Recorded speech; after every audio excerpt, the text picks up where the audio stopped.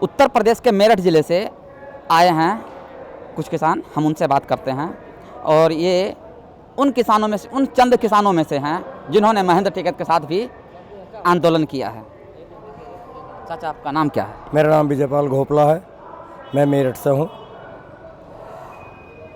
अभी जो ये आंदोलन चल रहा है, लगातार आज 37वां दिन है आंदोलन का, और आप लोगों की मांगे सरकार नहीं सुन रही है।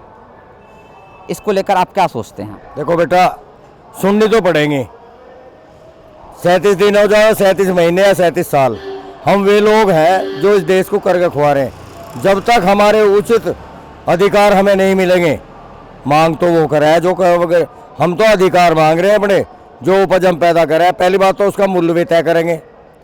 हर उपभोक्ता की नियत जो हम कमा के दे रहे हैं, चाहे फल हो, सब्जी हो, मेवा हो, खाद्यान्न हो, हम ही तो उत्पाद करेंगे। हमारे रेट सरकार तय करेगी, जो तय करेगी वो भी नहीं देगी। जबकि और जो भी उपभोक्ता की नियत सामान बना रहा, चाहे बटन बना रहा, चाहे जहाज, चाहे कार, वो रेट अपने तय करेगा। हमें अधिकार नहीं है अपनी फसल के रेट तय करें, वही तो MSP तय करेंगे और उस पर फिर खरीदेंगे नहीं।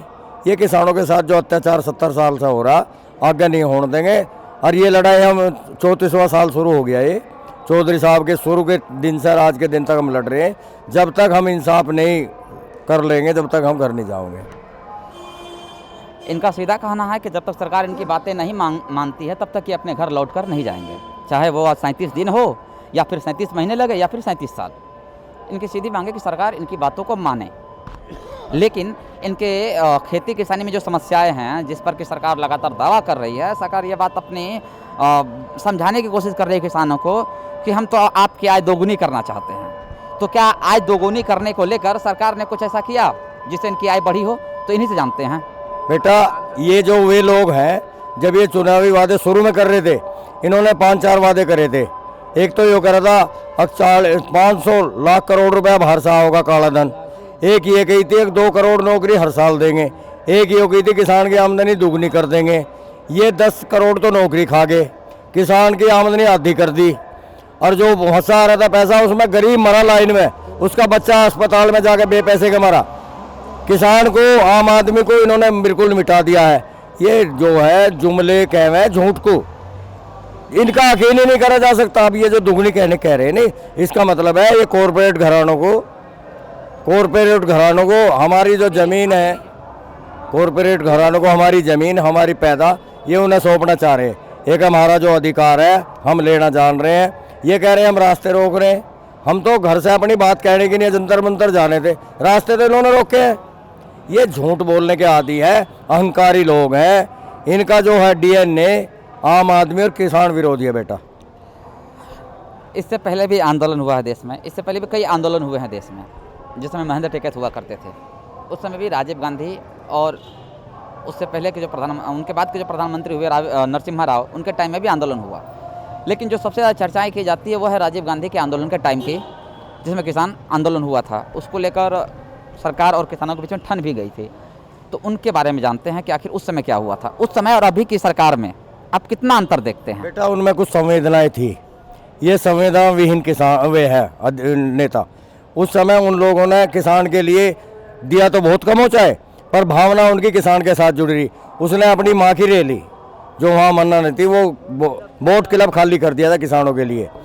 हमारा कहना ये है कि बार ये कहना है, अब हम 70 साल में उन्होंने क्या करा, और सरकारों ने ये जितना बेच रहे हैं इस देश को, वो 70 साल की कमाई तो बेच रहे हैं। ये इन्होंने क्या करा जो 70 साल में बना था इस देश में, उसे बेचने के लिए लग रहे हैं। भाई, जितनी संस्थाएं हैं प्राइवेटकरण हो रहा। पहले जो इंदिरा गांधी ने राष्ट्रीयकृत बैंक करे थे, वे इन्होंने प्राइवेट को दे दिए। जितने गन्ना मिलते वे राष्ट्रीयकृत करके सरकार के करे थे, इन्होंने वे भी बेच लिए। कुल मिला के देश बेचने का इनका एक प्लान है, जो सब लोग समझ गए। अब ये जन आंदोलन है, किसान आंदोलन नहीं है। हर आदमी की भावना। अच्छा, एक बात बताओ, हम तो इतना पैदा कर लेंगे जितना हम खावें, इनका क्या होगा, जनता का क्या होगा? बेटा, एक समझौता करवा दो, मीडिया हमारे बीच आ जाओ।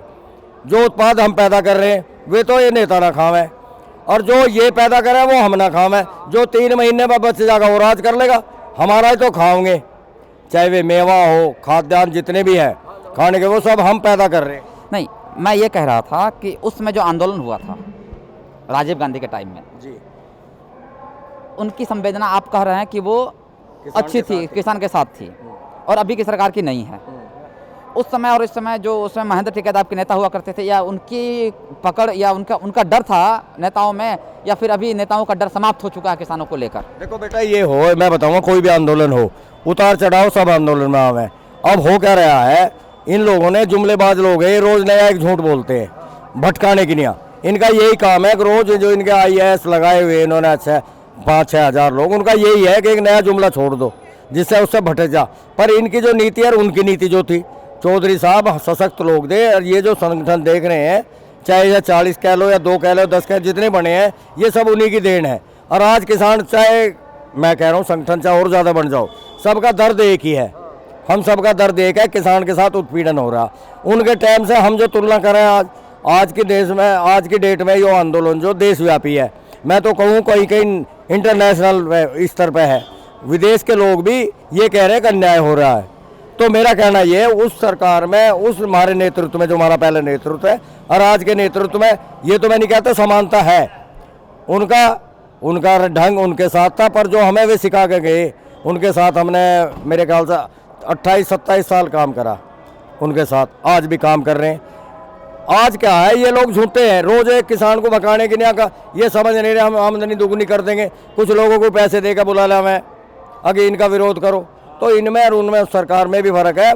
हमारे जो टिकैत साहब थे उनमें और हम में भी बेटा फर्क है। कैमरामैन फारूक खान के साथ मैं अंशु रंजन, DV लाइव, दिल्ली।